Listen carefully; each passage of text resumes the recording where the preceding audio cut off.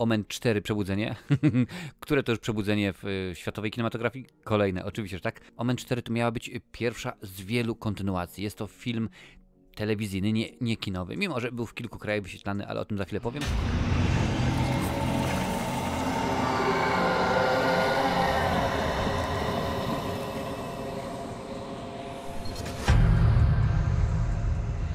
Jak już mówiłem wcześniej, pomimo że jest to film telewizyjny, no wyświetlany był w kinach w Wielkiej Brytanii, także w Australii. Tam stwierdzono, nie no, to będzie dobry Quit! Materkin dod! żeby rzeczywiście to sprzedać. Fabuła w wielkim skrócie. Mamy tym razem nie chłopca, a dziewczynkę, Dalię.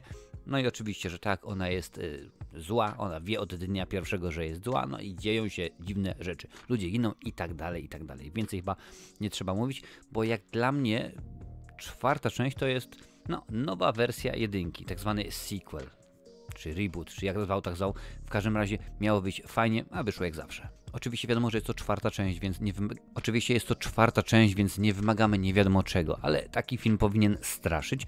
Wiadomo jak to jest przy okazji tej serii, że te powiedzmy zgony, te zejścia ludzi powinny być w miarę widowiskowe. Zacznę może oczywiście od fabuły, która jest wtórna. Nie dziwi nas to jak najbardziej, bo to już widzieliśmy po raz 500 pewnie, że takie rzeczy się zdarzają przy okazji kontynuacji.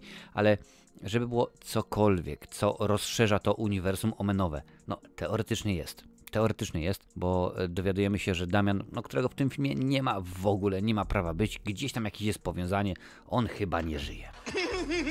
A może żyje. No to już dla Ciebie zdecydować, jak interpretujesz te słowa, które padają i rzeczywiście to wszystko, bo dobrze, okej, zamiast Damiena jest Dalia, jest dziewczynka, która no, jest od dnia pierwszego do szpiku kości zła, ona wie co, gdzie, jak i kiedy, no i są pewne osoby, pewne media to telewizja, no nieważne, medium, które powiedzmy jakieś tam mają rzeczy, przyjeżdża w Wesołe Miasteczko, czytanie kart, tarot i tak dalej, no oni coś tam wyczuwają, ale w tym filmie, w tej fabule nie ma nic ciekawego, nic interesującego, kiedy już osoby odkładają łyżkę chili, no to nie wygląda to dobrze. Raczej, kiedy oglądałem to z zażenowaniem zastanawiałem się, naprawdę ja to oglądam, ja patrzę na ten film, raczej było to na zasadzie, oj nie, dziękuję bardzo, albo popatrz, co tu się dzieje, jak oni do tego doprowadzili. Więc rzeczywiście oglądając ten film byłem bardziej zażenowany i w sumie rozbawiony tym, jak to się wszystko dzieje. Jeżeli chodzi o straszenie, no tego tutaj nie ma. Bo kiedy powiedzmy już przychodzi to co do czego, no to jest na zasadzie, nie wiem, czy pamiętasz, wiele lat temu był taki serial 7 życzeń, gdzie tam Maciej Zębaty podkładał głos pod kota Rademenesa, który potrafił czarować. Hator. I w tym momencie ludzie byli jak zombie. I tutaj no, na takiej zasadzie jest, tylko że w tym momencie no, nie wygląda to strasznie, nie wygląda to mocarnie. Jak mówię wcześniej, to jest zabawne, to jest tandetne, nie wygląda to dobrze. Jeżeli chodzi o technikalia, no to film chyba montował Patryk Wega na swoim laptopie, bo rzeczywiście nie to, że jest on dziwnie źle pocięty, ale on jest jakoś tak chaotycznie. Przyzwyczailiśmy się do tego, oglądając setki, jak nie tysiące filmów, że ta fabuła ma jakieś ręce i nogi, prawda, że to jest poprowadzone, a tutaj są takie skoki dziwne przemieszczania się i no niespecjalnie to tak naprawdę robi wrażenie.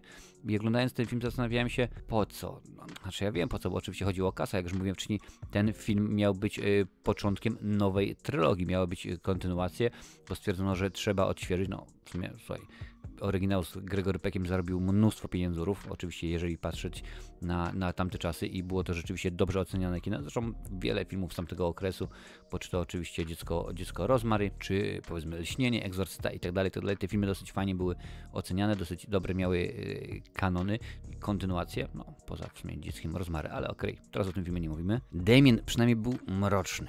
No, już obojętnie, czy pomyślimy o tym jego wydaniu jako dzieciak, jako nastolatek, czy jako dorosły, w tej roli oczywiście sam Neil. A Dalia tak naprawdę to jest takie rozkaproszone dziecko, któremu ktoś zabrał Barbie. Płacze rzeczywiście, bo mama powiedziała, że słuchaj, nie dostaniesz ciastek przed obiadem, dopiero deser po obiedzie, jeżeli ładnie wszystko zjesz. Ona tupie nóżką i rzeczywiście takie to dziecko jest takie rozkaproszone i chciałbym powiedzieć, okej, dobra, to jest dziecko, ale nie, za zbyt wielu aktorów dziecięcych widziałem, no, chociażby nawet w horrorach. Damien oczywiście był Szósty Zmysł i wiele oczywiście innych ciekawych projektów, gdzie to wyglądało w miarę dobrze, ciekawie, a tutaj no tak zastanawiam się, czy można w sumie krytykować dziewczynkę. teoretycznie aktor tak zagra, jak mu powie reżyser. W tym przypadku jest to film telewizyjny, więc teoretycznie czasu jest dużo.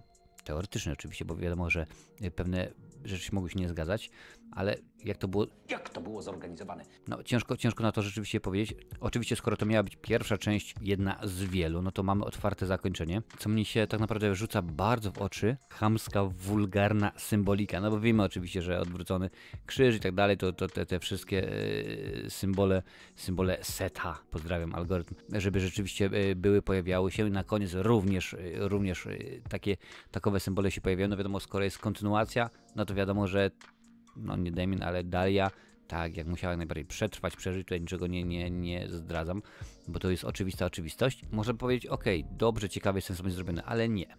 Ale tak akurat to zrobione nie jest. Dla mnie cały czas oryginalna trylogia, wiadomo, że nie wszystkie części były rewelacyjne, ale dużo lepsza niż to.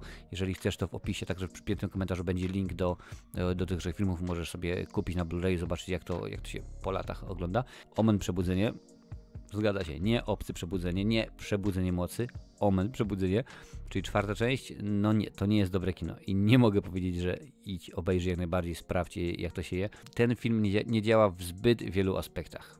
Nie jest straszny, jest słabo napisany, bo rzeczywiście scenariusz, no chciałbym powiedzieć, bardzo często jest tak, że nawet jeżeli powiedzmy film już nie straszy, mamy jakiś tam fajny kontekst, powiedzmy gdzieś kulturowy, coś się dzieje, nie wiem, nawiązanie do, oczywiście zachowując realia czasów, do wojny w Wietnamie, do World Trade Center, do wyboru papieża i tak dalej. Tutaj po prostu absolutnie nie ma nic, więc tutaj też film nie działa. Technicznie ten film to naprawdę dokładnie poziom Patryka Wegi, więc ja zdecydowanie go odradzam. Nie oglądaj, naprawdę nie oglądaj. Szkoda czasu. Jeżeli już chcesz obejrzeć któryś Omen, a nie oryginalną trylogię, obejrzyj kolejną część. A piąta, czyli nowa wersja, czyli kolejna kontynuacja, czyli kolejny tak zwany sequel, bo no, twórcy wiedzą dokładnie jak wydoić od nas kasę, że pójdziemy, jeżeli będzie nawet Omen 666 część. Podoba mnie się to. Zresztą mogłoby akurat zadziałać, to my na to pójdziemy, jeżeli to będzie zrobione dobre, ciekawe, sensowne kino. A tutaj, kiedy mamy telewizję, kiedy nam się to wrzuca, no oglądaj, bo ty rzeczywiście nie wiesz, nie pójdziesz do kina i tak dalej, no to już jest całkowicie inna para kaloszy. Jest kilka scen w tym filmie, które aż mnie przeraziły dosłownie swoją głupotą. Nie będę omawiał dokładnie, powiem tylko pokrótce. Jedna scena jest przy oknie z pieskiem. Zresztą ona jest pokazywana na zwiastunie, więc możesz sobie zauważyć. A druga to jest w pewnym kościele, chyba tak trzeba było powiedzieć, kościele, gdzie to pojawia się prywatny detektyw. No i to mamy tych kapłanów, misjonarzy, nie wiem jak zwał, tak zwał, którzy tam, nie no naprawdę głupota tych dwóch scen poraża. Głupi jesteś taki od tego czytania? Za dziwne, niewyjaśnione, najbardziej debilne zgony są przyznawane na nagrody Darwina. Wydaje mi się, że w tych dwóch scenach po prostu to jest nagroda Darwina, Oscar, Nobel, za coś takiego jest po prostu murowany, bo nie jest to dobrze, nie jest to ciekawe, jest to po prostu delikatnie mówiąc głupie. A jeżeli chcesz więcej widzieć kultowych horrorów, sprawdź tę listę. Tak, tam takowych recenzji jest całe mnóstwo.